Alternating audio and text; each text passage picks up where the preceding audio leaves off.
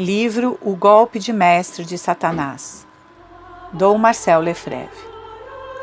O inimigo mortal do homem não perde tempo. O protestantismo arrancou meia cristandade da Igreja. A Revolução Francesa e a democracia aniquilaram sua influência na esfera civil. Com o Concílio Vaticano II, chega finalmente ao seu coração. Liberdade, igualdade e fraternidade. Ideal assumido pela Igreja sob a nova face de liberdade religiosa, colegialidade e ecumenismo. A jogada: envenenar o corpo místico de Cristo. O meio: que a autoridade eclesiástica hasteie e imponha os princípios da Revolução. O fim: a autodestruição da Igreja pela via da obediência. 1. O golpe de mestre de Satanás.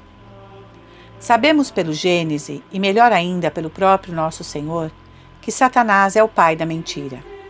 No versículo 44:8 do Evangelho de São João, nosso Senhor interpela os judeus dizendo-lhes: Vós sois filhos do demônio e quereis satisfazer os desejos do vosso pai.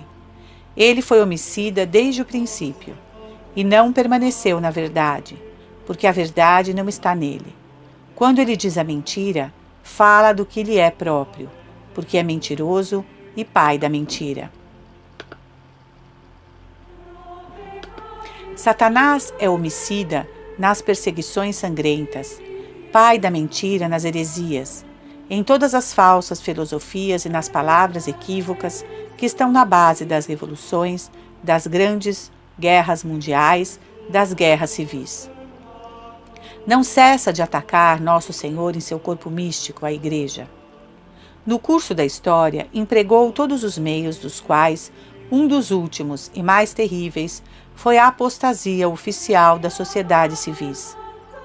O laicismo dos estados foi e será sempre um escândalo imenso para as almas dos cidadãos. E é por esse subterfúgio que conseguiu laicizar pouco a pouco e fazer perder a fé numerosos membros da Igreja, a tal ponto que esses falsos princípios de separação da Igreja e do Estado, da liberdade das religiões, do ateísmo político, da autoridade que toma sua origem dos indivíduos, terminaram por invadir os seminários, os presbitérios, os bispados e até o Concílio Vaticano II. Para fazer isso, Satanás inventou palavras-chave que permitiram que os erros modernos e modernistas penetrassem no concílio. A liberdade foi introduzida mediante a liberdade religiosa, ou liberdade das religiões. A igualdade mediante a colegialidade, que introduz os princípios do igualitarismo democrático na Igreja. E, finalmente, a fraternidade mediante o ecumenismo, que abraça todas as heresias e erros, e oferece a mão a todos os inimigos da Igreja. O golpe de mestre de Satanás será, por conseguinte, difundir os princípios revolucionários introduzidos na Igreja pela autoridade da própria Igreja, pondo esta autoridade em uma situação de incoerência e de contradição permanente. Enquanto este equívoco não for dissipado, os desastres se multiplicarão na Igreja. Ao se tornar equívoca a liturgia, se torna equívoco o sacerdócio. E tendo ocorrido o mesmo com o catecismo, a fé, que não se pode manter senão na verdade, se dissipa. A própria hierarquia da Igreja vive em um equívoco permanente entre a autoridade pessoal recebida pelo sacramento da ordem e a missão de Pedro ou do bispo e os princípios democráticos. É preciso reconhecer que a trapaça foi bem feita e que a mentira de Satanás foi utilizada maravilhosamente. A Igreja vai destruir a si mesma por via da obediência. A Igreja vai se converter ao mundo herege, judeu, pagão, pela obediência, mediante uma liturgia equívoca, um catecismo ambíguo e cheio de omissões e de novas instituições baseadas sobre princípios democráticos. As ordens, as contraordens, as circulares, as constituições, as cartas pastorais serão tão bem manipuladas, tão bem orquestradas, mantidas pela onipotência dos meios de comunicação social, pelo que resta dos movimentos da ação católica, todos marxizados, que todos os fiéis honrados e os bons sacerdotes repetirão com o coração quebrado, mas consentindo: temos que obedecer. A quem? A quê? Não se sabe exatamente. À Santa Sé, ao concílio, às comissões, às conferências episcopais? Qualquer um aqui se perde, como nos livros litúrgicos, nos ordos diocesanos, na emaranhada bagunça dos catecismos, das orações do tempo atual, etc. Temos que obedecer, com perigo de se tornar protestante, marxista, ateu, budista, indiferente, pouco importa. Temos que obedecer através das negações dos sacerdotes, da inoperância dos bispos, salvo para condenar aqueles que querem conservar a fé através do matrimônio dos consagrados a Deus, da comunhão aos divorciados, da intercomunhão com os hereges e etc. Temos que obedecer. Os seminários se esvaziam e são vendidos como os noviciados, as casas religiosas e as escolas.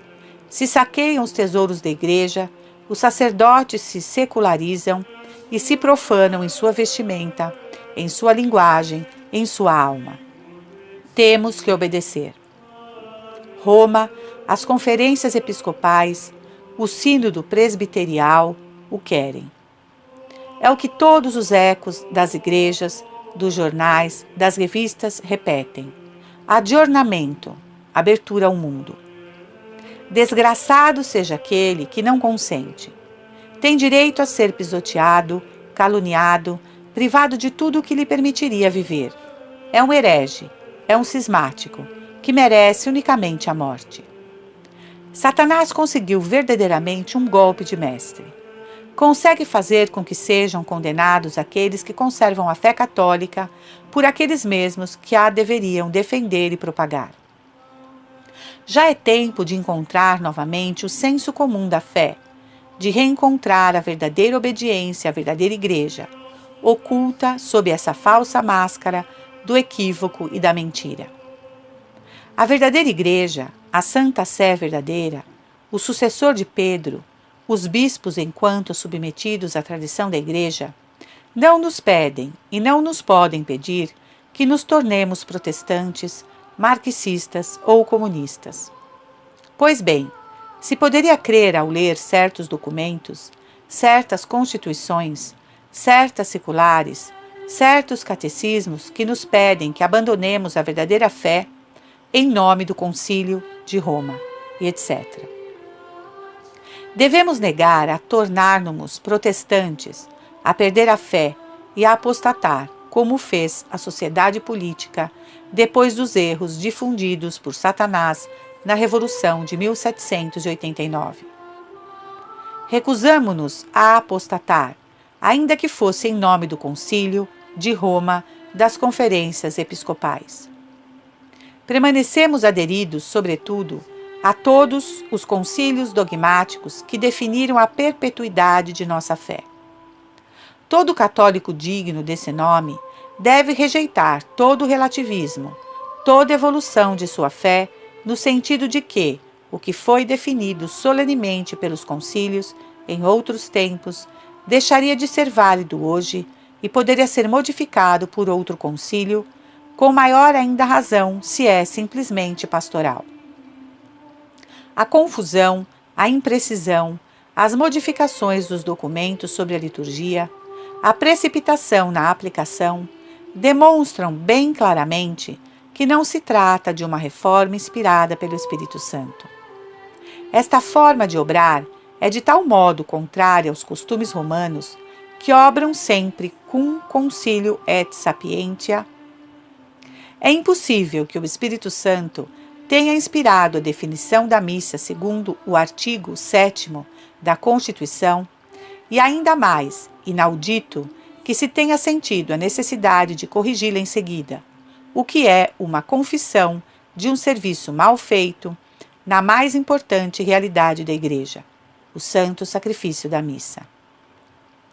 A presença dos protestantes para a reforma litúrgica da missa, é preciso confessar, estabelece um dilema ao qual parece difícil escapar. Sua presença significava, ou que estavam convidados para ajustar seu culto segundo os dogmas da Santa Missa, ou que lhes fosse perguntado o que lhes desagradava na missa católica, para evitar que se deixasse presente uma expressão dogmática que eles não poderiam admitir. É evidente que essa segunda solução é a que foi adotada, coisa inconcebível e certamente não inspirada pelo Espírito Santo. Quando se sabe que esta concepção da missa normativa é a do padre Bugnini e que ele a impôs tanto ao sínodo como à comissão de liturgia, pode-se pensar que há Romas e Romas. A Roma eterna com sua fé, seus dogmas, sua concepção do sacrifício da missa, e a Roma temporal, influenciada pelas ideias do mundo moderno, influência a que não escapou o próprio concílio, o qual, propositadamente e pela graça do Espírito Santo, quis ser unicamente pastoral. Santo Tomás se perguntava na questão da correção fraterna se convém que seja praticada às vezes com os superiores. Com todas as distinções úteis, o anjo da escola corresponde que deve ser praticada quando se trata da fé. Pois bem, quem pode, com toda a consciência, dizer que hoje em dia a fé dos fiéis e de toda a Igreja não está ameaçada gravemente na liturgia, no ensino do catecismo e nas instituições da Igreja? Que se leia e releia São Francisco de Sales, São Roberto Bellarmino, São Pedro Canísio e Bossuet, e se encontrará com assombro que tinham que lutar contra os mesmos falsos procedimentos. Mas desta vez, o drama extraordinário consiste que essas desfigurações da tradição nos vêm de Roma e das conferências episcopais. Se alguém quer, por conseguinte, guardar sua fé, temos que admitir, sim, que algo anormal ocorre na administração romana. Devemos certamente manter a infalibilidade da Igreja e do sucessor de Pedro. Devemos também admitir a situação trágica em que se encontra nossa fé católica pelas orientações e os documentos que nos vêm da Igreja. A conclusão volta ao que dizíamos no começo. Satanás reina pelo equívoco e pela incoerência, que são seus meios de combate e que enganam os homens de pouca fé. Esse equívoco deve ser suprimido valentemente para preparar o dia eleito pela providência em que será suprimido oficialmente pelo sucessor de Pedro. Que não nos taxem de rebeldes ou orgulhosos, porque não somos nós os que julgamos, senão que Pedro mesmo, quem como sucessor de Pedro, condena o que ele, por outro lado, fomenta. É a Roma eterna a que condena a Roma temporal. Nós preferimos obedecer à eterna.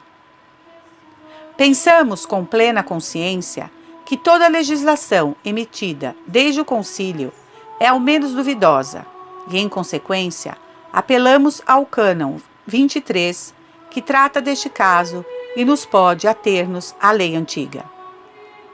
Estas palavras parecerão a alguns injuriosas para a autoridade.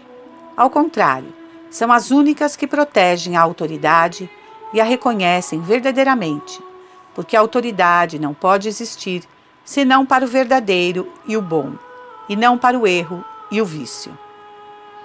Em 13 de outubro de 1974, no aniversário das aparições de Fátima, que Maria se digne abençoar estas linhas e faça com que produzam frutos de verdade e santidade. Assinado Marcel Lefebvre.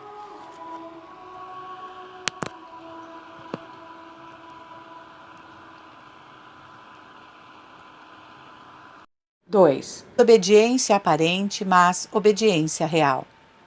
Homilia em Poitiers, 2 de setembro de 1977.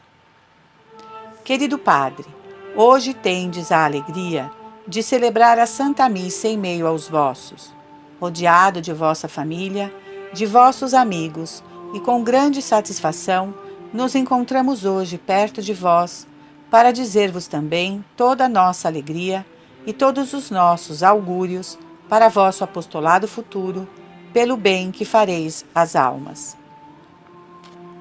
Rezamos neste dia especialmente a São Pio X, nosso santo padroeiro, cuja festa celebramos hoje e que esteve presente em todos os vossos estudos e em toda a vossa formação. Pediremos-lhe que vos dê um coração de apóstolo, um coração de santo sacerdote como o seu. E já que estamos aqui, próximo da cidade de Santo Hilário e de Santa Radegunda e do grande cardeal Pie, pois bem, pediremos a todos esses protetores da cidade de Poitiers que venham em vosso auxílio para que sigais seu exemplo e para que conserveis, como eles o fizeram em tempos difíceis, a fé católica. Poderíeis ambicionar uma vida feliz, talvez fácil e cômoda no mundo, já que já preparastes estudos de medicina. Poderíeis, por conseguinte, desejar outro caminho que o que escolhestes. Mas não, tivestes a valentia, inclusive em nossa época, de vir pedir a formação sacerdotal em Econe. E por que em Econe? Porque aí encontrastes a tradição, porque aí encontrastes o que correspondia à vossa fé.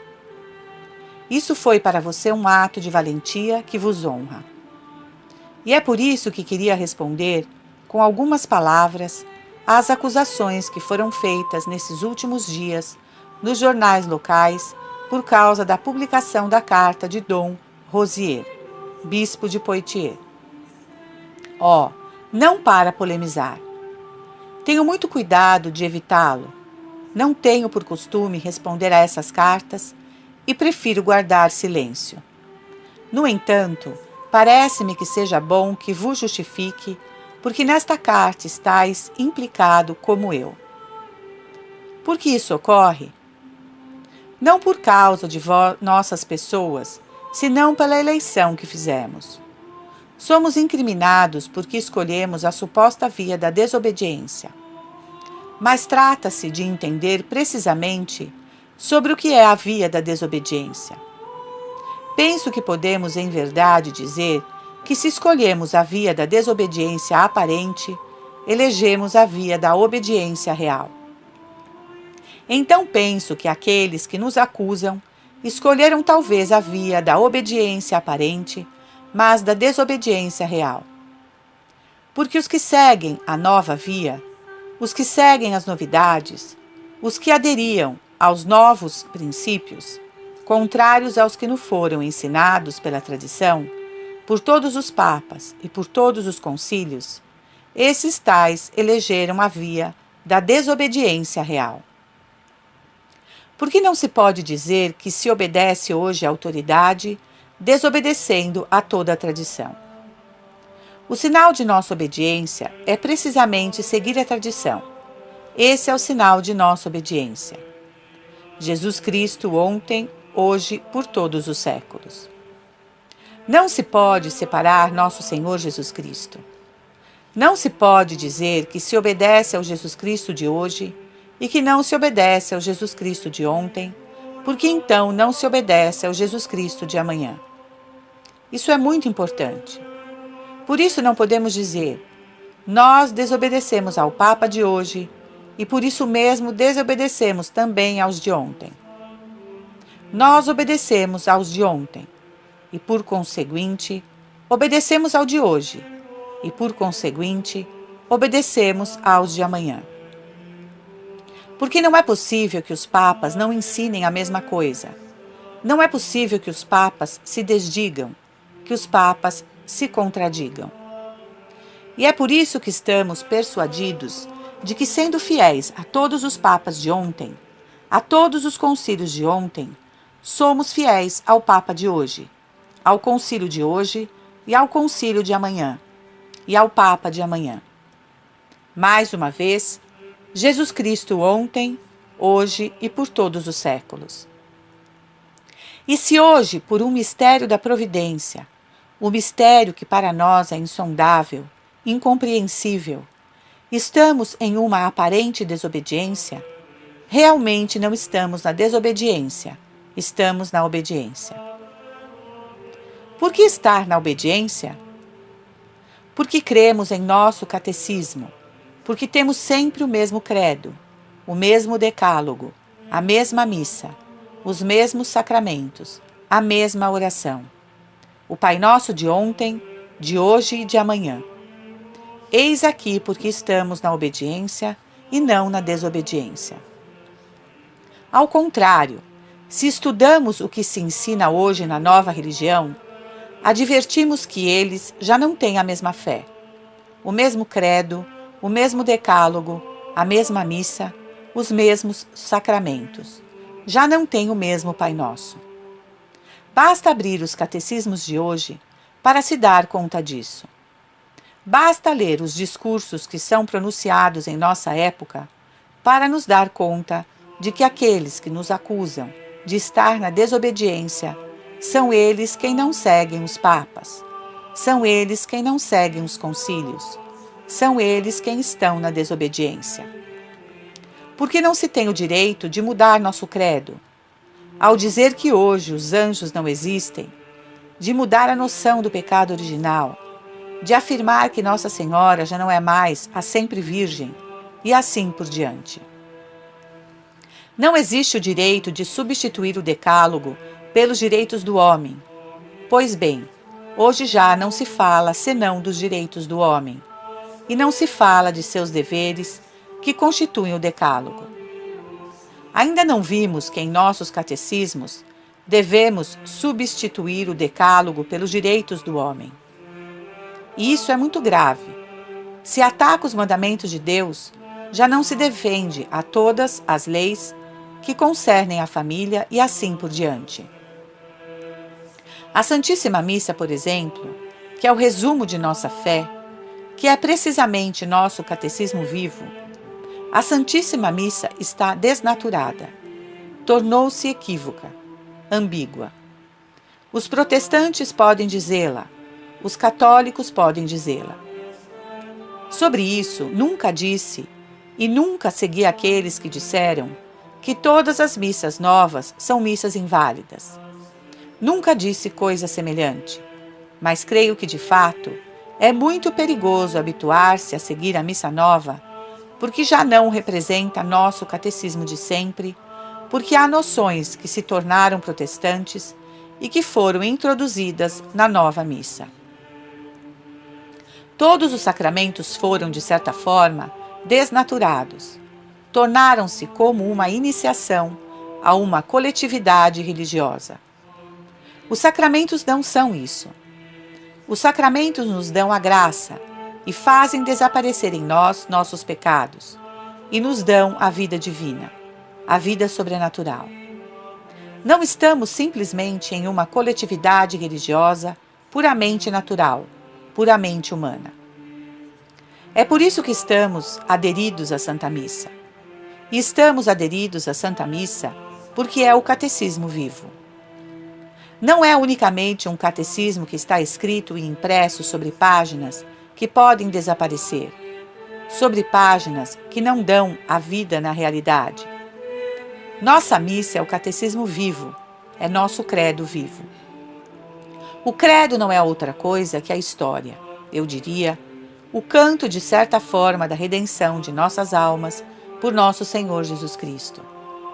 Cantamos os louvores de Deus, os louvores de nosso Senhor, nosso Redentor, nosso Salvador, que se fez homem para derramar seu sangue por nós e assim deu nascimento à sua igreja, ao sacerdócio, para que a redenção continue, para que nossas almas sejam lavadas no sangue de nosso Senhor Jesus Cristo pelo batismo, por todos os sacramentos, e para que assim tenhamos participação da natureza de nosso Senhor Jesus Cristo mesmo, de sua natureza divina por meio de sua natureza humana, e para que sejamos admitidos na família da Santíssima Trindade por toda a eternidade. Eis aqui nossa vida cristã. Eis aqui nosso credo. Se a missa já não é mais a continuação da cruz de Nosso Senhor, do sinal de sua redenção, não é mais a realidade de sua redenção, não é mais nosso credo. Se a missa não é mais que um banquete, uma Eucaristia, uma partilha, se alguém pode se sentar ao redor de uma mesa e pronunciar simplesmente as palavras da consagração em meio ao banquete, isso já não é mais nosso sacrifício da missa. E se já não é mais o santo sacrifício da missa, o que se realiza já não é a redenção de nosso Senhor Jesus Cristo. Precisamos da redenção de nosso Senhor. Precisamos do sangue de nosso Senhor. Não podemos viver sem o sangue de nosso Senhor Jesus Cristo. Ele veio à Terra para nos dar seu sangue, para nos comunicar sua vida. Fomos criados para isso. E nossa Santa Missa nos dá o sangue de nosso Senhor Jesus Cristo. Seu sacrifício continua realmente. Nosso Senhor está realmente presente em seu corpo, com seu sangue, com sua alma e com sua divindade. Por isso ele criou o sacerdócio, e para isso há novos sacerdotes. E é por isso que queremos fazer sacerdotes que continuarão a redenção de nosso Senhor Jesus Cristo. Toda a grandeza, a sublimidade do sacerdócio, a beleza do sacerdote é celebrar a Santa Missa, pronunciar as palavras da consagração, fazer descer nosso Senhor Jesus Cristo sobre o altar, continuar seu sacrifício da cruz, derramar seu sangue sobre as almas pelo batismo, pela Eucaristia, pelo sacramento da penitência. Oh, a beleza, a grandeza do sacerdócio, uma grandeza da qual não somos dignos, da qual nenhum homem é digno. Nosso Senhor Jesus Cristo quis fazer isso. Que grandeza, que sublimidade! Isso é o que compreenderam nossos jovens sacerdotes. Estais seguros de que eles o compreenderam. Amaram a Santa Missa durante todo o seu seminário. Penetraram seu mistério. Não penetrarão nunca em seu mistério de uma forma perfeita, inclusive se Deus nos concedesse uma longa vida aqui embaixo. Mas ama sua missa, e penso que compreenderam e que compreenderão sempre melhor que a missa é o sol de sua vida, a razão de ser de sua vida sacerdotal, para dar nosso Senhor Jesus Cristo às almas, e não simplesmente para partir um pão da amizade, no qual já não se encontra nosso Senhor Jesus Cristo.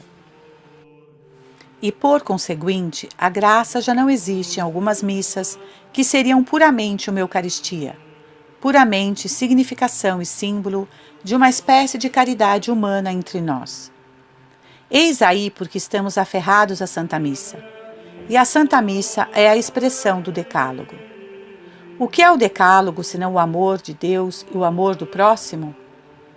O que realiza melhor o amor de Deus e o amor do próximo, senão o santo sacrifício da missa? Deus recebe toda a glória por nosso Senhor Jesus Cristo e por seu sacrifício.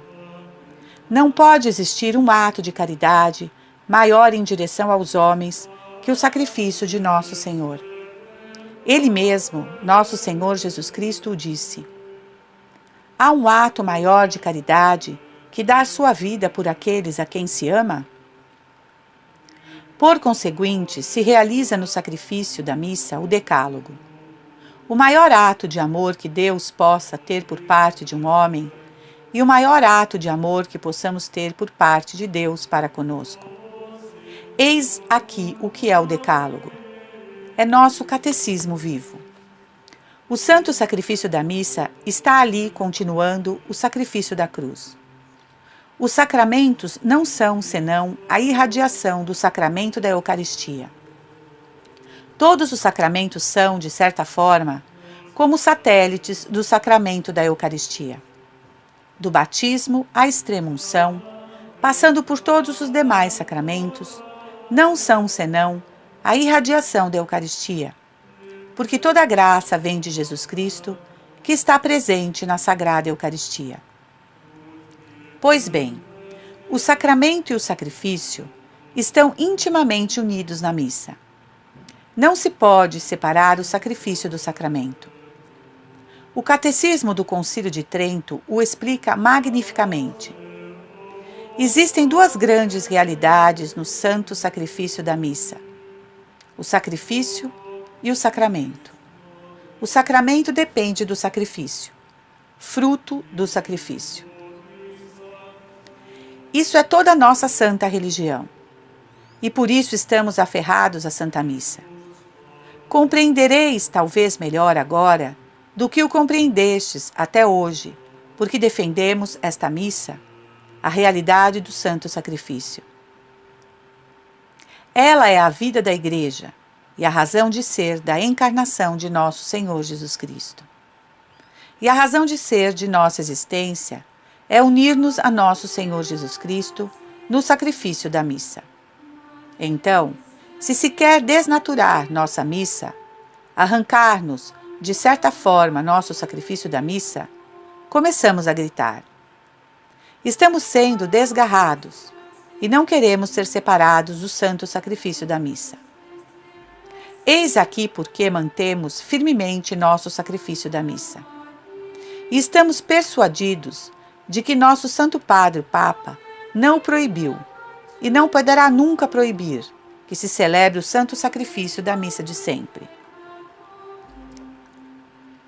Por outro lado, o Papa São Pio V disse de forma solene e definitiva que aconteça o que acontecer no futuro, não se poderia nunca impedir a um sacerdote a celebração desse sacrifício da missa e que todas as excomunhões, todas as suspensões, todas as penas que poderiam sobrevir a um sacerdote pelo fato de celebrar esse santo sacrifício seriam nulas de pleno direito, para o porvir, in futuro, in perpetuum.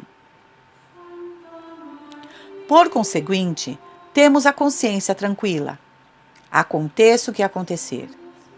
Se podemos estar com a aparência da desobediência, estamos na realidade da obediência. Eis aqui nossa situação. E convém que digamos, que a expliquemos, porque somos nós os que continuamos a Igreja. Os que desnaturaram o sacrifício da missa, os sacramentos, nossas orações, os que põem os direitos do homem no lugar do decálogo, que transformam o nosso credo, são eles quem estão na realidade da desobediência. Pois bem, isso é o que se faz pelos novos catecismos de hoje. É por isso que sentimos uma pena profunda de não estar em perfeita comunhão com os autores dessas reformas, e o lamentamos infinitamente. Queria imediatamente ir ver Dom Rosier para lhe dizer que estou em perfeita comunhão com ele, mas me é impossível. Se Dom Rosier condena essa missa que celebramos, poder estar em comunhão com ele, pois esta missa é a da Igreja. E os que rejeitam esta missa já não estão em comunhão com a Igreja de sempre. É inconcebível que os bispos e sacerdotes que foram ordenados para esta missa, e com esta missa, que a celebraram durante talvez 20, 30 anos de sua vida sacerdotal, a persigam agora com um ódio implacável, nos tirem das igrejas, nos obriguem a dizer missa aqui, ao ar livre, quando estão feitas para serem celebradas precisamente nessas igrejas construídas para dizer essas missas. E não é verdade que o próprio Dom Rosier disse a um de vós que, se fôssemos hereges e cismáticos, nos daria igrejas para celebrar nossas missas? É uma coisa inverossímil. E, por conseguinte, se já não estivéssemos em comunhão com a Igreja e fôssemos hereges ou cismáticos, Dom Rosier nos daria igrejas. Assim, pois, é evidente que ainda estamos em comunhão com a Igreja. Eis aqui uma contradição em sua atitude que os condena. Sabem perfeitamente que estamos na verdade, porque não se pode estar fora da verdade quando se continua o que se fez durante 2000 anos, porque se crê unicamente no que se creu durante 2000 anos. Isto não é possível. Mais uma vez, devemos repetir essa frase e repeti-la sempre. Jesus Christus, ere, odie, et in secula. Se estou com o Jesus Cristo de ontem, estou com o Jesus Cristo de hoje, estou com o Jesus Cristo de amanhã. Não posso estar com o Jesus Cristo de ontem sem estar com aquele de amanhã. E porque nossa fé é a do passado, o é também a do futuro. Se não estamos com a fé do passado, não estamos com a fé do presente, não estamos com a fé do porvir. Eis aí o que é necessário querer sempre. Eis aí o que é necessário manter a todo custo, e sem o qual não poderíamos nos salvar. Peçamos hoje, de maneira particular, para esses queridos sacerdotes, para este querido padre, aos santos protetores de Poitiers, em especial o Santo Hilário, a Santa Radegunda, que tanto amou a cruz. Foi ela quem trouxe aqui, a esta terra da França, a primeira relíquia da verdadeira cruz. Ela amava a cruz e tinha uma grande devoção pelo sacrifício da missa. E finalmente ao cardeal Pie, que foi um admirável defensor da fé católica durante o século passado. Peçamos a estes protetores de Poitiers que nos concedam a graça de combater sem ódio e sem rancor. Não sejamos nunca daqueles que buscam polemizar, desunir e ferir o próximo. Amemo-los de todo o coração, mas mantenhamos nossa fé. Mantenhamos a todo custo a fé na divindade de nosso Senhor Jesus Cristo. Peçamos à Santíssima Virgem Maria. Ela não pode não ter tido a fé perfeita na divindade de seu divino Filho. Ela o amou com todo o seu coração. Ela esteve presente no santo sacrifício da cruz. Peçamos a fé que ela tinha. Em nome do Pai, do Filho e do Espírito Santo. Amém.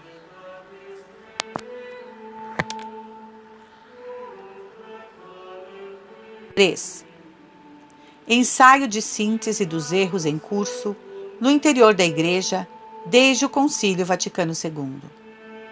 Econe, 20 de junho de 1977. Depois de 12 anos de período pós-conciliar, é mais fácil de realizar um ensaio de síntese dos graves erros que já no concílio e desde o concílio infestam a Igreja e condicionam a atitude daqueles que têm as maiores responsabilidades na Igreja, a tal ponto que, para bom número deles, uma pessoa pode, legitimamente, se perguntar se ainda tem a fé católica e, em consequência, se ainda tem sua jurisdição. Me parece que se pode, racional e objetivamente, pensar que os autores dessa mutação, aparecida na Igreja com o Concílio Vaticano II, buscaram com vigor esta mudança, tendo como objetivo um novo humanismo, como já o queriam os pelagianos, como fizeram os autores do Renascimento. Essas pessoas, já antes do concílio, cardeais Montini, Bea, Frings, Lienard e etc., consideraram que se devia buscar uma nova via para universalizar a Igreja, para fazê-la aceitável ao mundo moderno, tal como é com suas falsas filosofias, suas falsas religiões, seus falsos princípios políticos e sociais. Preferiram deixar na sombra a via da fé, demasiada intolerante para o erro e para o vício, demasiada vantajosa para a Igreja Católica Romana e, em consequência, demasiado exigente, que obriga a um combate e uma vigilância contínuas, ao colocar a Igreja e o mundo num estado de perpétua hostilidade.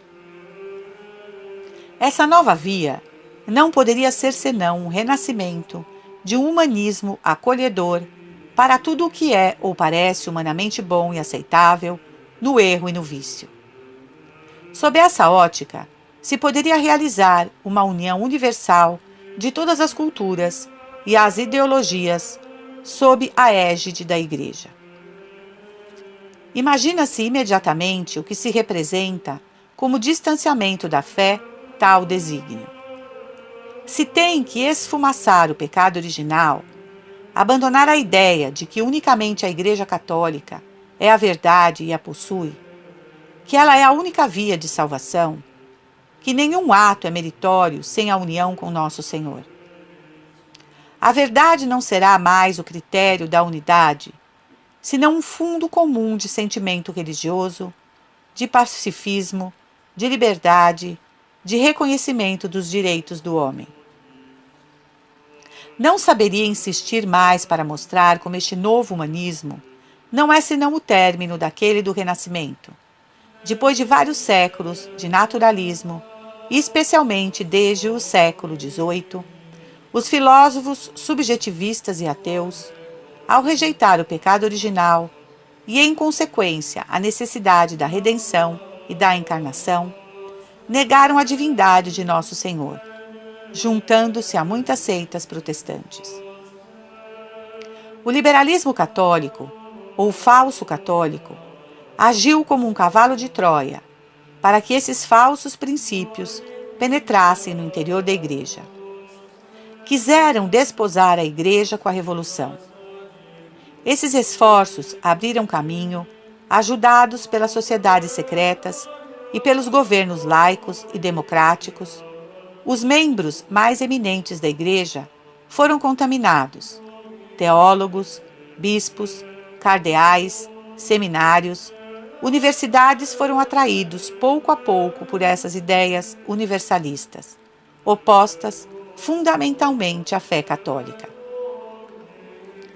Para a realização desse universalismo, é preciso suprimir o que é específico da fé católica, que se opõe necessariamente a este fundo comum, que permite a união universal. O meio preconizado é o ecumenismo. O ecumenismo permitirá a todos os grupos humanos importantes, representativos de uma religião ou ideologia, entrar em contato com a Igreja e manifestar à Igreja as condições que estimam que devem exigir da Igreja para uma união universal. Os maiores obstáculos são aqueles que afirmam e expressam a verdade da Igreja, sua unidade, a absoluta necessidade da unidade na fé católica, que a Igreja é o único caminho de salvação e que possui o único sacerdócio de Cristo, que proclama a necessária realeza social de nosso Senhor Jesus Cristo. Em consequência, é necessário modificar a liturgia. É necessário modificar o sacerdócio e a hierarquia. É necessário modificar o ensino do catecismo, a concepção da fé católica. Daí a mudança do magistério nas universidades, seminários, escolas e etc. É necessário modificar a Bíblia e constituir uma Bíblia ecumênica. É necessário suprimir os estados católicos e aceitar o direito comum. É necessário atenuar o rigor moral, substituindo a lei moral pela consciência. O princípio que ajudará a reduzir os obstáculos será o da filosofia subjetiva, porque a filosofia do ser, a filosofia escolástica, obriga a inteligência a se submeter a uma realidade externa a Deus, às suas leis, como a fé católica exige a adesão da inteligência às verdades reveladas, ao credo, ao decálogo, às instituições divinas. A filosofia subjetiva deixa a verdade e a moral, a criatividade e a iniciativa pessoal de cada indivíduo. Ninguém pode ser obrigado a aderir à verdade e a seguir sua lei. Em concepção da verdade e da lei moral, volta às realidades relativas à pessoa, às sociedades, às épocas. Ela está na base dos direitos do homem. Pode-se advertir essa concepção nos documentos oficiais da Igreja e dos episcopados. A concepção desta fé subjetiva, conforme a doutrina modernista, se encontra na maioria dos nossos catecismos, nos documentos de catequese, na nova eclesiologia, Igreja viva submissa ao Espírito que a adapta às condições modernas. O pentecostalismo é uma manifestação dela. Taizé compartilha esta forma de conceber a religião. O Espírito se manifesta em cada indivíduo de uma forma diferente. As reformas que foram impostas à Igreja, desde o concílio, foram realizadas com este novo espírito: a investigação, a criatividade, o pluralismo, a diversidade. Espírito que se opõe radicalmente à verdadeira concepção da verdade e da fé, de tal forma que unicamente esta concepção será combatida e considerada como inadmissível. Porque é evidente que a verdade é intolerante com o erro, que a virtude não tolera o vício, que a lei não tolera a licença. É preciso fazer uma eleição. É necessário julgar, desta forma, todas as reformas cumpridas em nome do concílio e a justo título em nome do concílio, porque o concílio abriu horizontes até então proibidos pela Igreja. Admissão dos princípios de um falso humanismo. Liberdade de cultura, de religião, de consciência. Respeito, quando não é admissão do erro, ao mesmo título que a verdade. A suspensão das excomunhões, concernentes ao erro e à imoralidade públicas, é um estímulo cujas consequências são incalculáveis. Seria necessário estudar cada reforma em particular para descobrir a aplicação desses falsos princípios no concreto. Uma das mais graves e mais características é a mudança da atitude da Santa Sé diante da realeza social de Nosso Senhor Jesus Cristo. A modificação dos textos litúrgicos da festa de Cristo Rei é significativa. O alento à laicidade da sociedade civil é uma consequência imediata disso. 4. Enumeração dos fatos. Enumeração dos fatos que, tomados separadamente, podem parecer insignificantes, mas que, vistos à luz do novo humanismo, tomam uma significação que causa estupefação. Visita à ONU e apoio a esta organização maçônica, inimiga de tudo o que é católico. Visita a sala de cultos da ONU, verdadeiro templo maçônico. Abandono da tiara, sinal de poder do pontificado. Negação de condenar o comunismo do concílio. Presença incômoda de observadores de todas as religiões nas sessões do concílio. Nomeamento dos 4 moderadores. Intervenção de uma mulher no concílio. Viagem a Israel. Contato com o grande rabino. Abraços e atenágoras com levantamento da excomunhão. Atenágoras teve um enterro maçônico. Intervenção contra o Coetus Internationalis Patrum, mas apoio aos cardeais liberais. Entrega do anel papal a Hansai, em São Paulo, extramuros. Hansai, leigo, maçom e herege. Bendição dada com o Papa a toda a igreja presente, cardeais, bispos, clero e etc. Visita a Bogotá para manter as reivindicações dos camponeses e indiretamente dos guerrilheiros. Visita as Filipinas para chegar a Hong Kong, onde devia pronunciar um discurso pró-comunista, mas foi proibido pelo governador de Hong Kong.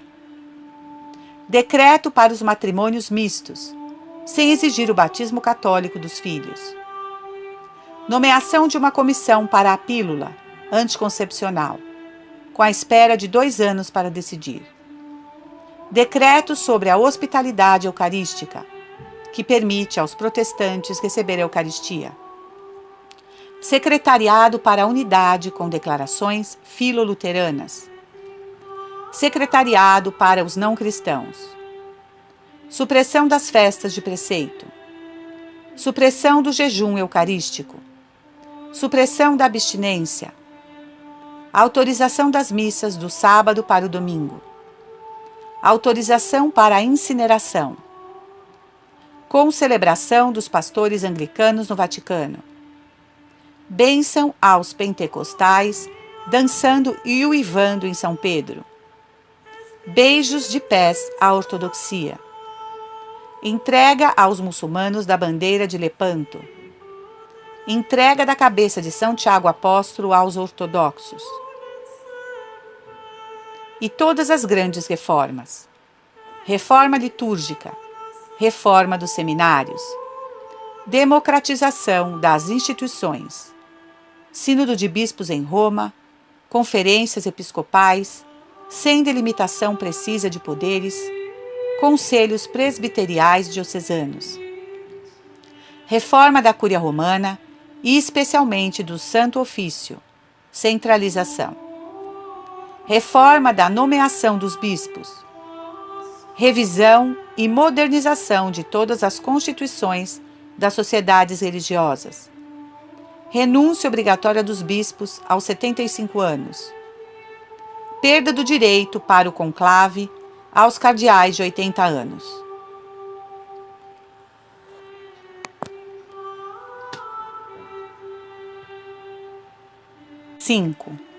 Econe diante da perseguição. Na festa de São Vicente de Paulo, 19 de julho de 1975. A todos que se perguntam sobre nossa obra, sobre o seminário de Econe, sobre nossa atitude na perseguição que suportamos por parte dos bispos e agora de Roma, pedimos-lhes responder a estas questões tão simples para alguns fiéis da Igreja Católica. Por que a Igreja? Por que o sacerdócio, o santo sacrifício da missa, os sacramentos? Se sua resposta é conforme a doutrina da Igreja, tal como sempre foi ensinada, terá a resposta ao porquê de Econe. Esta é a primeira resposta essencial e fundamental. Um segundo problema nos ocorre de imediato. Como é concebível que a hierarquia atual possa contradizer esta doutrina? A primeira resposta é dada por nossa fé católica.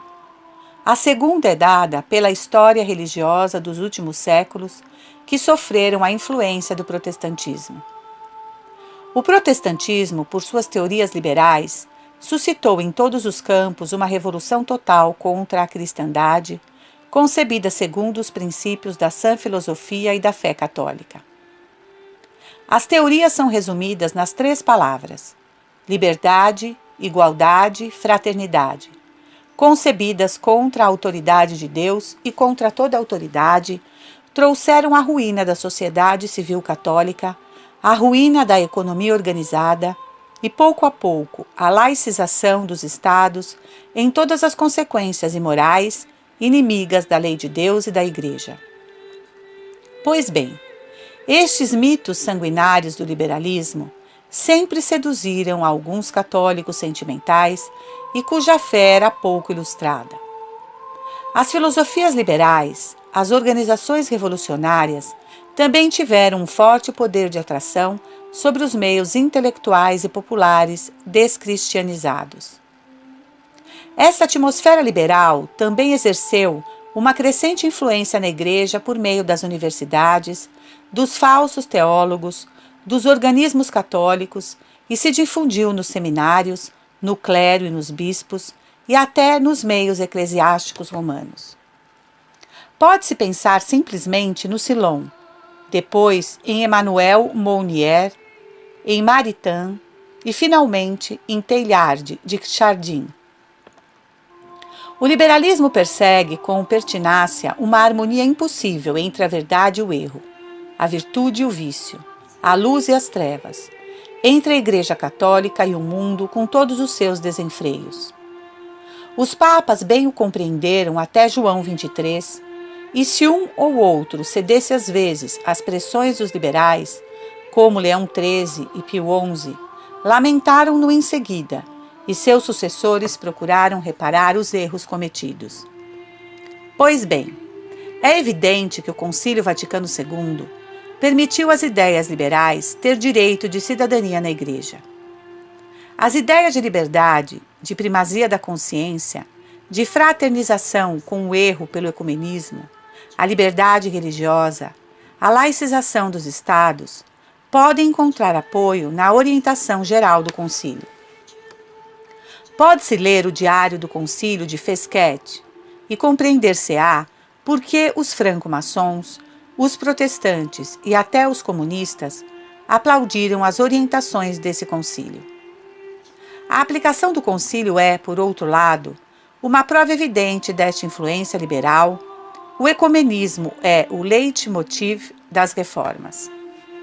Pois bem, é próprio dos liberais afirmar a tese e agir segundo a hipótese, sem se lembrar mais dos princípios afirmados, de onde se vê essa dupla face ortodoxa e heterodoxa. Assim, na prática, os liberais não têm inimigos à esquerda, mas lutam com afinco contra os defensores da ortodoxia, contra os que agem em conformidade com os princípios católicos. E isso nos explica por que Econe e todos os verdadeiros católicos são duramente perseguidos pela Roma ocupada pelos liberais. Já que nomeamos Roma, como conciliar a difusão e a execução dos erros liberais por Roma e a infalibilidade da Igreja e do Papa? Este será um tema de tese para os futuros doutores em teologia. Seria necessário, sim, encontrar uma solução, e alguns já trataram de dá-la, mas eu diria com boa vontade que isso pouco nos importa quando se trata de julgar fatos ou escritos. A malícia dos atos ou das afirmações contrárias à fé não se julgam com relação à infalibilidade. Quando alguém escreve que a liberdade religiosa pede que os grupos religiosos não sejam impedidos de manifestar livremente a eficácia singular de sua doutrina para organizar a sociedade e vivificar toda atividade humana, me vejo obrigado a concluir que esta pessoa professa o indiferentismo religioso condenado pela doutrina e pelo magistério da Igreja. Pois bem, este é um exemplo, e dos menores, do que professa o Vaticano II. Poder-se-iam citar páginas inteiras de textos imbuídos dos erros liberais. Diante desta difusão dos erros liberais pelos organismos oficiais da Santa Sé, e o que está na lógica do liberalismo, inclusive católico, diante da perseguição violenta contra os fiéis ortodoxos, o que fazer? Manter a fé católica e as instituições divinas ou tradicionais para a conservação e a propagação da fé católica e da vida divina nas almas. Famílias católicas, escolas católicas, paróquias católicas, seminários católicos, faculdades católicas, esperando que Roma seja liberada dos liberais que a ocupam. Viver da fé sobrenatural na oração, no santo sacrifício da missa, dos sacramentos, da oração constante, uma confiança indefectível em Nosso Senhor e na Virgem Maria. Pregar a fé, ou seja, Nosso Senhor Jesus Cristo em todas as ocasiões, especialmente pelos exercícios espirituais. O que fará o seminário de Econe e sua fraternidade? Eles continuarão e continuam, porque a Igreja liberal e modernista, que ocupa a verdadeira Igreja, amordaçada, não tem nenhum direito de ser obedecida. Ainda mais se deve desobedecê-la ao não ser suas ordens e suas orientações as da Igreja Católica. Eles destroem a Igreja. Não podemos colaborar na destruição da Igreja. Não queremos nos tornar protestantes. O que farão mais tarde os sacerdotes de Econe? Multiplicarão os seminários para a conservação e a multiplicação do sacerdócio católico, porque este é o fim principal da fraternidade sacerdotal São Pio X. Depois, far-se-ão missionários nos priorados, onde agrupados de 3 ou 4, rezarão juntos, irradiarão sobre uma região para pregar Nosso Senhor Jesus Cristo e levar os sacramentos, especialmente o santo sacrifício da missa. Manterão espiritualmente as escolas verdadeiramente católicas. No priorado, uma casa de exercícios espirituais lhes permitirá santificar os fiéis de toda idade e de toda categoria. As religiosas e os irmãos os ajudarão neste apostolado. Desta forma, reconstruirão a cristandade estabelecida sobre uma fé viva e atuante. Este é um programa cheio de entusiasmo para todo sacerdote digno deste nome. Recriar a cristandade ao redor e por meio do altar do sacrifício.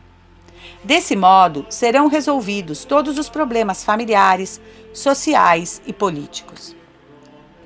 Para a glória de Deus, de nosso Senhor Jesus Cristo e do Espírito Santo, para a honra da Igreja Católica, para a honra do sucessor de Pedro, para a salvação das almas, suplicamos aos sacerdotes que têm consciência da gravidade da crise que padece a Igreja, se unam a nós para salvar o sacerdócio católico, a fé católica e para a salvação das almas. Manter a fé e as instituições que durante 2000 anos santificaram a Igreja e as almas não pode ser de forma alguma uma causa para romper a comunhão com a Igreja. Ao contrário, este é o critério de união com a Igreja e com o sucessor de Pedro. É, por outro lado, este mesmo critério que julga a legitimidade da sucessão sobre a sé de Pedro e as sés episcopais. 6. Os 3 principais dons que Deus nos fez: o Papa, a Santíssima Virgem e o sacrifício eucarístico. Homilia de Dom Marcel Lefebvre na ocasião do 30º aniversário de sua consagração episcopal. Econe, 18 de setembro de 1970. Caríssimos irmãos, caros amigos, a providência tem delicadezas, pois quis que este novo começo de ano do seminário coincida com o aniversário de minha sagração episcopal, que aconteceu em 19 de setembro de 1947, em minha cidade natal, Tourcoing, no norte da França. A pedido de amigos, quisemos festejar de uma forma particular este aniversário. Pois bem, esta manhã lemos no breviário as leituras de Tobias. Dizia-se que o jovem Tobias, quando se encontrava rodeado de judeus, de homens de sua raça que adoravam os bezerros de ouro estabelecidos pelo próprio rei de Israel, ele, ao contrário, ia fielmente ao templo e oferecia os sacrifícios previstos pela lei, tal como o próprio Deus o havia pedido. Ele era, pois, fiel à lei de Deus. E bem, esperemos que sejamos nós também fiéis a Deus, fiéis a nosso Senhor Jesus Cristo. E Tobias logo foi levado ao cativeiro em Nínive, e ali, diz a Sagrada Escritura, quando todos os seus compatriotas submetiam-se ao culto pagão que o rodeava, guardou igualmente a verdade. Ele conservou a verdade. Creio que é uma lição que nos dá a Sagrada Escritura e esperamos que também nós sejamos fiéis como Tobias o foi, fiel em sua juventude, fiel mais tarde no cativeiro. Não é verdade que hoje em dia estamos de certa forma em um cativeiro que nos rodeia por todas as partes, se manifesta por todas as partes, nos é imposta pelos que se submetem ao espírito maligno, no mundo e até no interior da Igreja, pelos que destroçam a verdade e têm em escravidão ao invés de manifestá-la, de mostrá-la? Estamos num mundo escravo do demônio, escravo de todos os erros deste mundo. Mas queremos guardar a fé, queremos-la continuar manifestando. E qual é, por conseguinte, esta verdade? Nós temos seu monopólio? Somos a tal ponto presunçosos que podemos dizer: nós temos a verdade, os outros não a têm? Essa verdade não nos pertence, não vem de nós, não foi inventada por nós.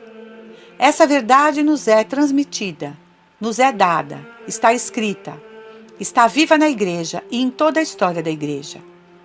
Esta verdade é conhecida, está em nossos livros, em nossos catecismos, em todas as atas dos concílios, nas atas dos sumos pontífices, está em nosso credo, em nosso decálogo, nos dons que o bom Deus nos concedeu, o santo sacrifício da missa e os sacramentos.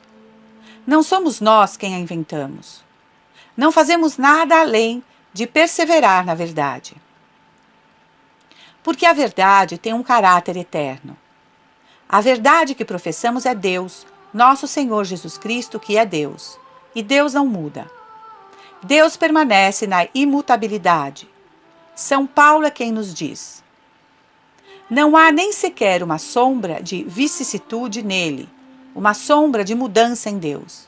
Deus é imutável, semper idem, sempre o mesmo. Ele é certamente, ele, a fonte de tudo o que muda, de tudo o que se move no universo, mas ele é imutável. E pelo mesmo fato de que professamos Deus como verdade, entramos de alguma forma pela verdade na eternidade. Não temos direito de mudá-la. Esta verdade não pode mudar. Não mudará jamais. Os homens foram colocados neste mundo para receber um pouco desta luz da eternidade que descende sobre nós.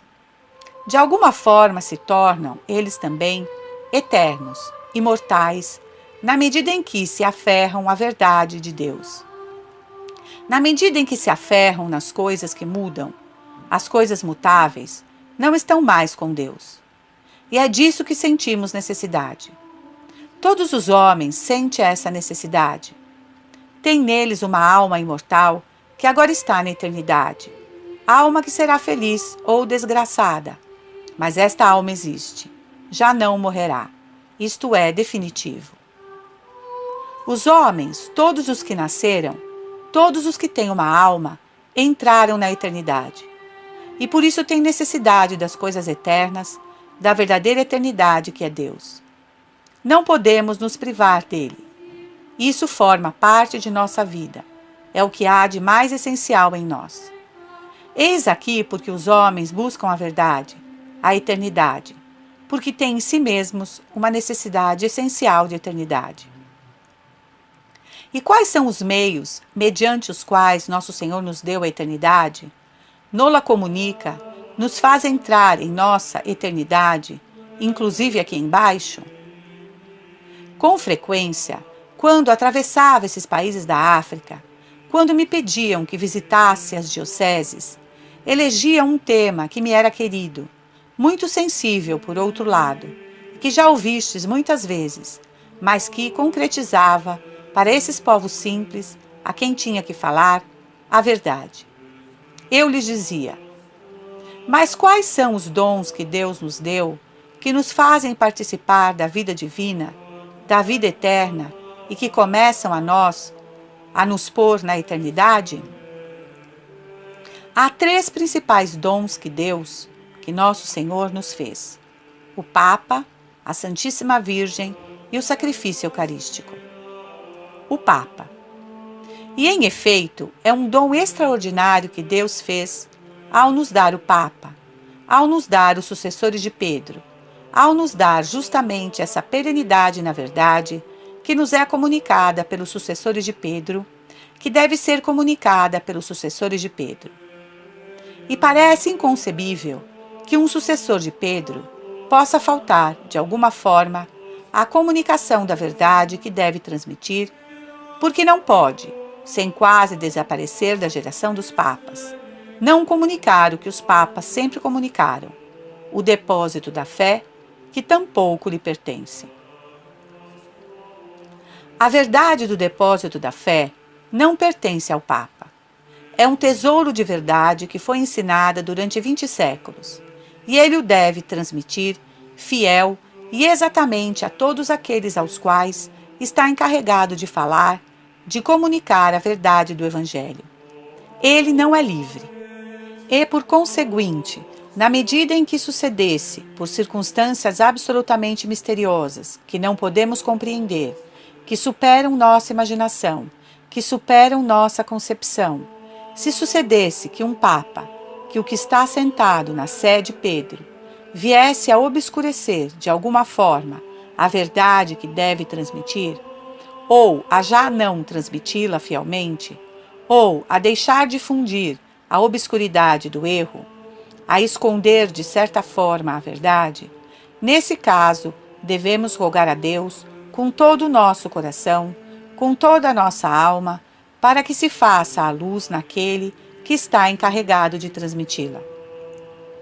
Mas não podemos mudar de verdade por isso, cair no erro, seguir o erro, porque aquele que foi encarregado de transmitir a verdade fosse débil e deixasse difundir o erro ao seu redor. Não queremos que nos invadam as trevas. Queremos permanecer na luz da verdade. Permanecemos na fidelidade ao que foi ensinado durante 2000 anos, porque é inconcebível que o que foi ensinado durante 2000 anos, e que é, como vos disse, uma parte da eternidade, possa mudar. Porque é a eternidade a que nos foi ensinada, é Deus eterno, é Jesus Cristo, Deus eterno. E tudo que está fixado em Jesus Cristo está fixado na eternidade. Tudo que está fixado em Deus está fixado para a eternidade. Nunca se poderá mudar a Trindade. Nunca se poderá mudar o fato da obra redentora de nosso Senhor Jesus Cristo pela cruz, pelo sacrifício da missa. São coisas eternas que pertencem à eternidade, que pertencem a Deus. Como alguém aqui embaixo poderia mudar essas coisas? Que sacerdote se sentiria no direito de mudar essas coisas, de modificá-las? Impossível, impossível. Quando conservamos o passado, conservamos o presente e conservamos o porvir. Porque é impossível, eu diria, metafisicamente, divinamente impossível, separar o passado do presente e do porvir. Impossível. Ou Deus não é mais Deus, ou Deus não é mais eterno, ou Deus não é mais imutável. E então não há mais que crer. Estamos no erro, completamente. É por isso que, sem preocupar-nos por tudo o que passa ao redor hoje em dia, deveríamos fechar os olhos diante do horror do drama que vivemos, fechar os olhos, afirmar nosso credo, nosso decálogo, meditar no sermão da montanha, que é igualmente nossa lei, aferrar-nos ao santo sacrifício da missa, aferrar-nos aos sacramentos, esperando que a luz se faça novamente ao nosso redor. Isto é tudo. Eis aqui o que devemos fazer e não entrar em rancores, em violências, em um estado de espírito que não seria fiel a nosso Senhor, que não estaria na caridade. Fiquemos, permanecemos na caridade. Oremos, soframos, aceitemos todas as provas, tudo o que nos possa acontecer, tudo o que o bom Deus possa nos enviar. Façamos como Tobias. Todos os seus o haviam abandonado. Eles adoravam os bezerros de ouro, adoravam os deuses pagãos. Ele permanecia fiel. E, no entanto, ele mesmo talvez pudesse pensar que, estando completamente só na fidelidade, se arriscava a faltar à verdade. Mas não. Ele sabia que o que Deus havia ensinado a seus pais não poderia mudar. A verdade de Deus existia e não podia mudar. Nós também devemos nos apoiar sobre a verdade que é Deus, ontem, hoje e amanhã. Jesus Christus eri, hodie et in saecula. E por isso eu diria, devemos guardar a confiança no papado, devemos guardar a confiança no sucessor de Pedro, enquanto é sucessor de Pedro. Mas se porventura ele não for perfeitamente fiel à sua função, então devemos permanecer fiéis aos sucessores de Pedro, e não a quem não seria o sucessor de Pedro. E isto é tudo. De fato, ele está encarregado de nos transmitir o depósito da fé. A Santíssima Virgem Maria. O segundo dom é o da Santíssima Virgem Maria. A Santíssima Virgem Maria, ela não mudou nunca. Imaginai que a Santíssima Virgem Maria pudesse mudar sobre a ideia que se poderia fazer da divindade de nosso Senhor Jesus Cristo, seu divino Filho, sobre o sacrifício da cruz que ele devia padecer, sobre a obra da redenção. A Santíssima Virgem pôde mudar um ápice em sua fé? Pôde, em alguma época de sua vida, ter dúvidas, cair no erro? Pôde duvidar da divindade de nosso Senhor Jesus Cristo? Duvidar da Santíssima Trindade? Ela que estava cheia do Espírito Santo? Impossível, inconcebível. Ela já estava aqui embaixo na eternidade. A Santíssima Virgem Maria, por sua fé, uma fé imutável, profunda, não podia ser turbada de forma alguma, isto é evidente. A esta Santa Mãe devemos pedir que tenhamos sua fidelidade. Virgo fidelis, Virgem fiel. Não nos deixemos levar pelos ruídos que nos rodeiam. Fidelidade, fidelidade, como a Santíssima Virgem Maria. E acrescentaria sobre a Santíssima Virgem Maria uma coisa que me parece importante para nós no momento que vivemos atualmente. A cada momento nos é dito: Nossa Senhora fez isso, aquilo, Nossa Senhora apareceu aqui, Nossa Senhora comunicou tal mensagem a tal pessoa. Certamente não somos contra a possibilidade de uma palavra que a Santíssima Virgem possa dirigir a pessoas de sua escolha, evidentemente. Mas estamos em um período tal, neste momento, que devemos desconfiar.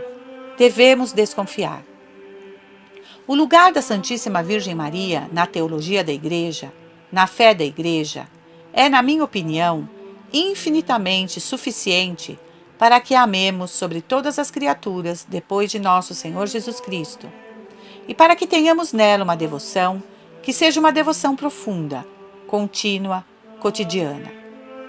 Não é necessário para nós que tenhamos de recorrer constantemente a mensagens das quais não estamos absolutamente certos se vêm ou não da Santíssima Virgem. Não falo das aparições que foram e são abertamente reconhecidas pela Igreja, mas devemos ser muito prudentes no que concerne aos rumores que ouvimos hoje de todos os lados. A cada instante recebo pessoas ou comunicados que me seriam enviados por parte da Santíssima Virgem ou de Nosso Senhor. Uma mensagem recebida ali, outra recebida acolá. Desejamos que Nossa Senhora esteja entre nós todos os dias. Mas ela está, o sabemos. Ela está conosco. Ela está presente em todos os nossos sacrifícios da missa. Ela não pode se separar da cruz de Nosso Senhor Jesus Cristo. Nossa devoção à Santíssima Virgem deve ser profunda, perfeita, mas não deve depender de alguma mensagem particular. O sacrifício eucarístico. Finalmente, o terceiro dom de nosso Senhor Jesus Cristo, o sacrifício eucarístico. Deus Jesus Cristo se dá Ele mesmo a nós mediante o sacrifício eucarístico. O que poderia fazer de mais belo, e a que devemos estar mais aferrados, senão ao santo sacrifício da missa? Com frequência o digo aos seminaristas: se a fraternidade sacerdotal São Pio X tem uma espiritualidade especial, não desejo que tenha uma espiritualidade especial. Não é que critique aos fundadores de ordens como Santo Inácio, São Domingos e São Vicente de Paulo, e etc. Em uma palavra, aos que quiseram dar um selo especial à sua congregação, selo que sem dúvida era querido pela providência no momento em que eles viveram. Penso que, se há um selo particular em nossa fraternidade sacerdotal, São Pio X, é a devoção ao santo sacrifício da missa. Que nossos espíritos, nossos corações, nossos corpos sejam como que cativados pelo grande mistério do santo sacrifício da missa. E na medida em que compreendemos melhor este grande mistério do sacrifício da missa e da Eucaristia, porque o sacrifício e o sacramento estão unidos, são as duas grandes realidades do sacrifício da missa. Na medida na qual aprofundaremos essas coisas, compreenderemos também melhor o que é o sacerdócio, a grandeza do sacerdócio. Porque está unido intimamente, eu diria, metafisicamente, ao sacrifício da missa. Isso é muito importante na época atual. Temos necessidade disso, meus queridos amigos. Tendes necessidade de estar cativados por esta espiritualidade do santo sacrifício da missa. Não somente os sacerdotes, por outro lado, senão também nossos religiosos, nossos irmãos, nossas religiosas e todos os leigos hoje, todos nossos queridos fiéis que estão aqui presentes. Devemos ter, pelo santo sacrifício da missa, uma devoção maior que nunca, porque ela é o fundamento, a pedra fundamental de nossa fé. Na medida em que já não temos essa devoção ao santo sacrifício da missa, na medida em que fazemos esse sacrifício uma simples comida, na medida em que as ideias protestantes se introduzem entre nós, nesta medida arruinamos nossa santa religião. Não me atrevo a vos citar o exemplo do que aconteceu no Chile durante os 3 dias que passei ali. Mas, no entanto, já que isso me vem à mente, vos digo simplesmente para vos mostrar até onde chegou a degradação da ideia do santo sacrifício da missa nas pessoas mais altas e mais elevadas da hierarquia católica. No curso de nossa permanência em Santiago do Chile, apareceu na televisão uma concelebração precedida pelo bispo auxiliar de Santiago do Chile, rodeado. Eu não vi pela televisão, mas isso me disseram numerosas pessoas que assistiram, de 15 ou 20 sacerdotes que concelebravam com ele. Durante esta concelebração, o bispo auxiliar explicou aos fiéis, portanto, a todos os que o viam pela televisão, que era uma comida e que, por conseguinte, não via inconveniente em que se fumasse durante esta comida. E ele mesmo fumou durante esta concelebração. Eis aqui ao que se chega. A que degradação! A que sacrilégio pode chegar um bispo diante de todos os seus paroquianos? Isto é inaudito, inconcebível. Teria que fazer reparação de coisas semelhantes durante anos. Não é um escândalo inimaginável. Mas isso nos mostra a que nível se pode chegar quando já se não está na verdade. Então, devemos estar aferrados ao sacrifício da missa como a pupila de nossos olhos, ao que há de mais querido em nós, de mais respeitável, de mais santo, de mais sacrado, de mais divino. É o que é este seminário.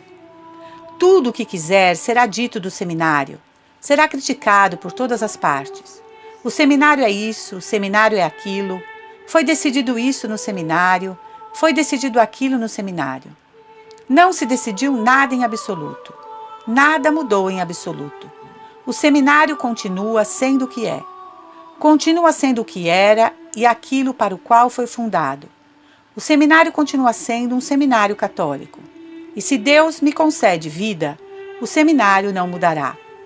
Morrerei antes de se mudar qualquer coisa na doutrina católica que deve ser ensinada no seminário. Queremos guardar a fé. Queremos fazer sacerdotes católicos. Acabo de vos explicar pelas 3 coisas principais da Igreja Católica: o Papa, a Santíssima Virgem Maria e o Santo Sacrifício da Missa. Estes são os fundamentos de nossa devoção aqui em Econe. E aconteça o que acontecer, não mudaremos, com a graça de Deus. Então que se diga o que se quiser. O seminário mudou, o seminário tomou nova orientação, o seminário tem isso, o seminário tem aquilo. É o diabo quem o diz, porque quer destruir o seminário. Evidentemente, não pode suportar alguns sacerdotes católicos, não pode suportar alguns sacerdotes que têm a fé. E aqui é mister dizê-lo claramente. Ao nosso redor, um pouco em todos os países, mas particularmente na França, há tais divisões entre os que querem guardar a fé católica que estouram então as calúnias, as murmurações, as palavras exageradas, algumas reflexões insensatas, injustificadas. Não nos ocupemos disso.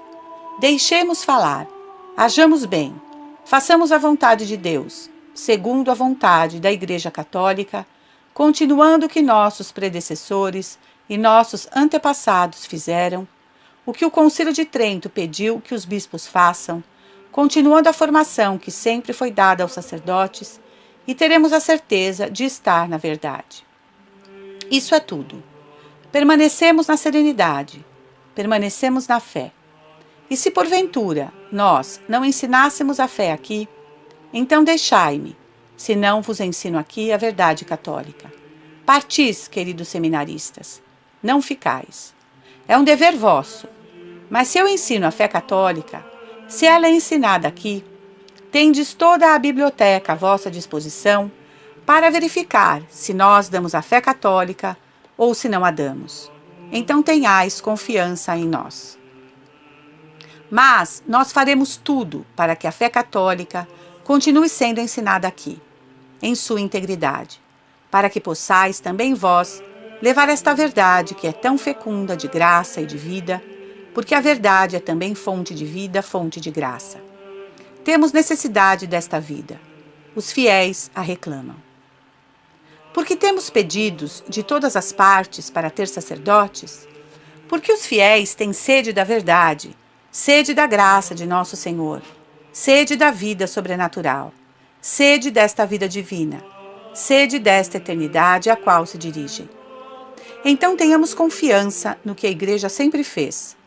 Não confiança em Dom Lefebvre. Sou um pobre homem como os demais. Não tenho a pretensão de ser melhor que os demais. Muito pelo contrário. Não sei porque o bom Deus me permitiu ter 30 anos de episcopado. Penso que, humanamente julgando, preferiria ter ficado como missionário nos matagais do Gabão, ilhado, e não teria tido todos os problemas que tive durante meus 30 anos de episcopado. Mas o bom Deus o quis, e o bom Deus nos continua provando, fazendo-nos levar à cruz. E bem, se é sua vontade, que seja feita. Continuemos levando a cruz. Não é porque o bom Deus nos impõe cruzes que devemos abandoná-lo. Não temos que abandonar a nosso Senhor. Ao contrário, devemos segui-lo. Então, meus queridos amigos, sejais fiéis, fiéis a nosso Senhor, fiéis à Santíssima Virgem Maria, fiéis ao Papa, sucessor de Pedro, quando o Papa se mostra verdadeiramente sucessor de Pedro. Por isso, é ele, dele temos necessidade. Não somos gente que quer romper com a autoridade da Igreja, com o sucessor de Pedro, mas tampouco somos gente que queira romper com 20 séculos de tradição da Igreja, com 20 séculos de sucessores de Pedro. Escolhemos ser obedientes na realidade a tudo que os papas ensinaram durante 20 séculos, e não podemos crer que ele, que está na sé de Pedro, não quer ensinar essas coisas. Não o podemos imaginar. Se por azar o fizesse, pois bem, Deus o julgará. Mas nós não podemos ir ao encontro do erro por haver uma espécie de ruptura na cadeia dos sucessores de Pedro. Nós queremos permanecer fiéis aos sucessores de Pedro que nos transmitem o depósito da fé. E é nisso que somos fiéis, à Igreja Católica, que permanecemos na Igreja Católica e que não faremos nunca um cisma. Isto é impossível, porque na medida em que estamos aferrados precisamente a esses 20 séculos da tradição da Igreja, a esses 20 séculos de fé da Igreja, não podemos fazer um cisma. Isso é o que nos garante que temos o presente e o futuro, como vos disse. Jesus Christus ere, hodie et in saecula. Impossível separar o passado do presente, do futuro. Apoiando-nos no passado, estamos seguros do presente e do futuro. Assim, pois, tenhamos confiança. Peçamos a Nossa Senhora que nos ajude em todas essas circunstâncias. Ela é forte como um exército em ordem de batalha. Ela que sofreu o martírio, Rainha dos Mártires, na cruz de nosso Senhor Jesus Cristo. Pois bem, por acaso não conseguiremos, Nossa Santa Mãe, por acaso não estaremos com Nossa Santa Mãe, prontos para também sofrer o martírio, para que a obra da redenção continue? Em nome do Pai, do Filho, do Espírito Santo. Amém.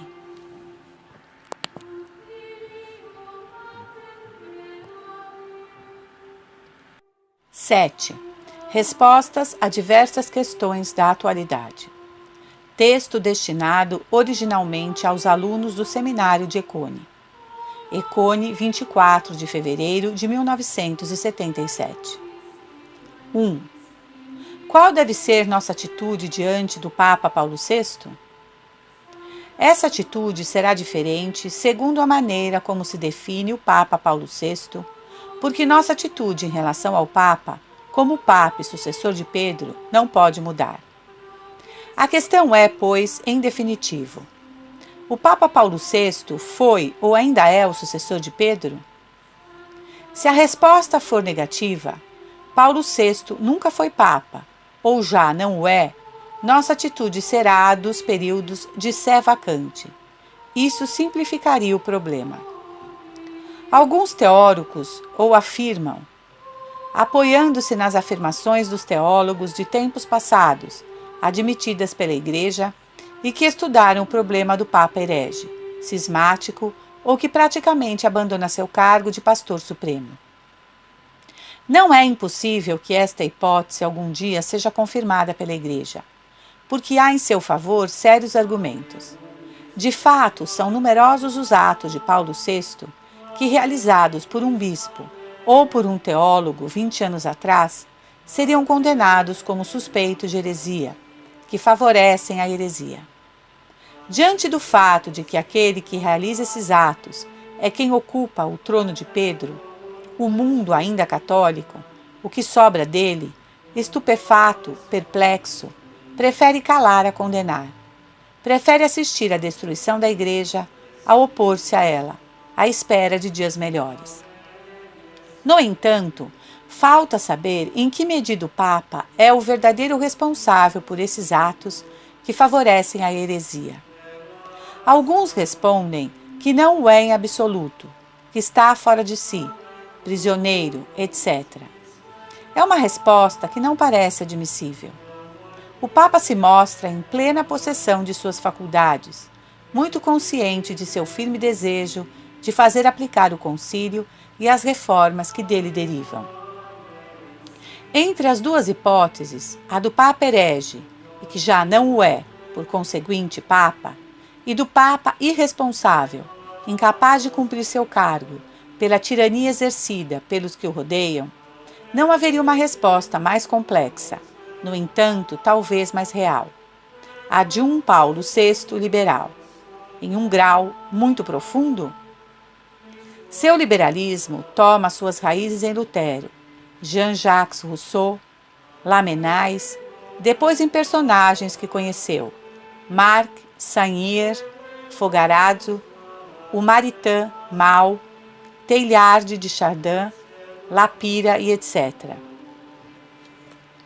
Formado o liberalismo, que é a incoerência intelectual e a incoerência prática, como o define o cardeal Bilot, ele encarna uma teoria católica ou catolizante e uma prática fundamentada sobre os falsos princípios do liberalismo, do mundo moderno, princípios nos quais estão imbuídos os inimigos da Igreja, protestantes, maçons, marxistas, princípios de uma filosofia hegeliana, subjetivista, irreal, evolutiva, que está na base da democracia, das falsas liberdades individuais, tudo isso sob um esperismo de progresso, de mutação, de dignidade da pessoa humana e etc.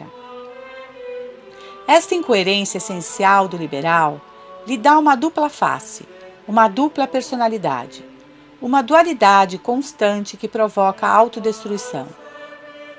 Pode-se dizer que não há mal maior que o de ter na sé de Pedro um liberal convencido. Daí a alegria dos inimigos da Igreja que a manifestam publicamente. Daí também o bloqueio das reações dos católicos fiéis por causa da face aparente e tradicional do Papa. É um segundo Lamennais, torturado, inquieto, capaz de um grande sentimentalismo e de reações cruéis. Me parece que esta resposta corresponde melhor à história do liberalismo e à do próprio Paulo VI. Ela explica melhor tudo o que fez e continua fazendo. Ela ilumina o Concílio Vaticano e os agentes que ali trabalham em conformidade com o que fizeram os verdadeiros liberais durante 2 séculos. Nossa conclusão neste caso é a seguinte: estamos com Paulo VI, sucessor de Pedro, quando cumpre seu papel. Negamo-nos a seguir ao Paulo VI, sucessor de Lutero, de Rousseau, de Lamennais, etc. O magistério oficial e perpétuo da Igreja nos permite ver quando Paulo VI age de uma forma ou de outra. Estimamos nulos todos os esforços, todos os atos, todas as contrariedades que nos vêm dele para obrigar-nos a seguir ao Paulo VI liberal e destruidor de nossa fé. Aceitamos, ao contrário, todos os atos tendentes a manter nossa fé católica, porque na Igreja, por vontade de seu fundador e pela natureza mesma da Igreja, tudo está ordenado à fé, garantia da vida eterna. Todos os poderes, todas as leis estão ordenadas a este fim. Utilizar esses poderes e essas leis para a ruína da fé e das instituições da Igreja é um evidente abuso de poder e uma aberta desobediência a Nosso Senhor. Colaborar com essa ruína, submetendo-se a um mandamento imoral, é contribuir à desobediência a Nosso Senhor. Se parecesse impossível, como afirmam os progressistas e os que seguem Paulo VI de olhos fechados, que o Papa Paulo VI seja verdadeiramente Papa e favoreça ao mesmo tempo a heresia, e por conseguinte, se parecesse que é contrário às promessas feitas por nosso Senhor Jesus Cristo, que um Papa seja profundamente liberal, então seria preciso aderir à primeira hipótese. Mas isso não parece evidente. É o cardeal Danielot quem diz, na última obra publicada a respeito, que o Papa Paulo VI é um liberal. De todas as formas, devemos rezar muito pelo Papa para que guarde fielmente o depósito da fé que lhe foi confiado. 2. Qual deve ser nossa atitude diante da nova missa e, por este fato, diante de toda a reforma litúrgica, incluindo a reforma do breviário, do calendário litúrgico, do ritual dos defuntos e etc.? Aqui nossa atitude também dependerá da definição que demos desta reforma. Se considerarmos esta liturgia reformada como herética e inválida, seja por causa das modificações introduzidas na matéria e na forma, seja por causa da intenção do reformador inscrita no novo rito e contrária à intenção da Igreja Católica, é evidente que nos está proibido participar desses ritos reformados. Participaríamos em uma ação sacrílega. Essa opinião apoia-se sobre sérias razões, mas não absolutamente evidentes. Por isso me parece imprudente afirmar que pecam gravemente todos os que participam, de qualquer forma que seja, de um rito reformado.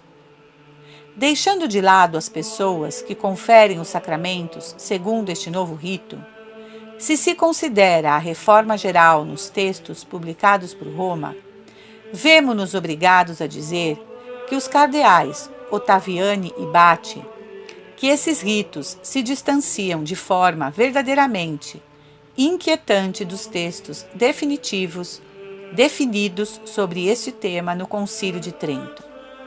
A preocupação de um ecumenismo exagerado aproximou de tal forma esta reforma à reforma protestante, que disso resulta um grave perigo de diminuição da fé e até perda da fé para aqueles que usam esses ritos de forma habitual e constante. Isso inclui no caso daqueles que se esforçam por guardar as aparências da tradição. Esse juízo se emite sobre os textos reformados oficiais. Faventes Heresia. Esses textos concluem, pois, por exercer uma influência sobre a intenção de muitos sacerdotes, sobretudo dos jovens, distanciando-os da intenção de fazer o que faz a Igreja Católica. Daí os riscos da invalidez.